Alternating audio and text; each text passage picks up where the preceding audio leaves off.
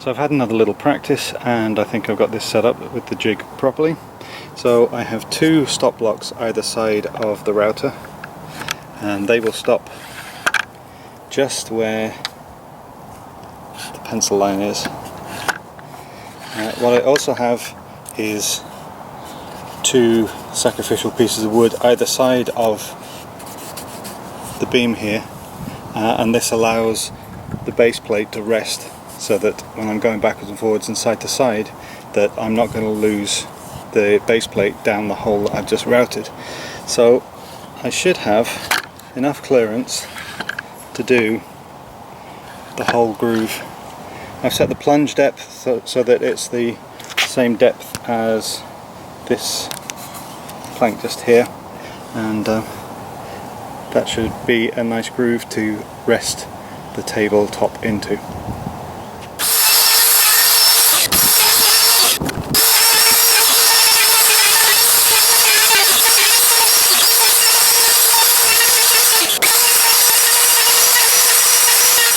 A little unorthodox, but it routed quite nicely. I did have to cut more out on one side. It was fractions and fractions of an inch that were it was too small, but the wood now sits flush in the groove, and that's where the bracer that's on the tabletop is going to sit.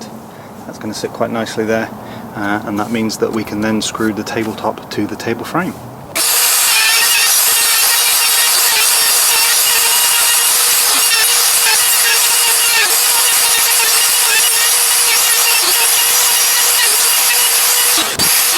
I erred on the side of caution again, and the groove that I cut was just a little too small, so I had to take a little notch out again, but the wood fits into the groove. So now let's look at the tabletop and see if it fits flush. So file this under freaking miracle.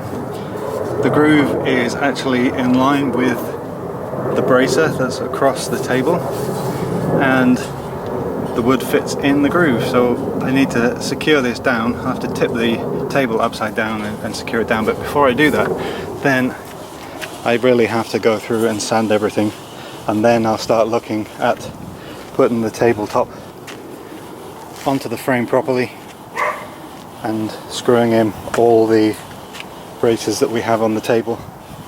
But it is actually looking, again, more like a table. And the one thing that I forgot to do, which I really have to get, is a hole bit that will let me drill a hole in the middle of the table so that we can put the umbrella in there. But it's all coming together.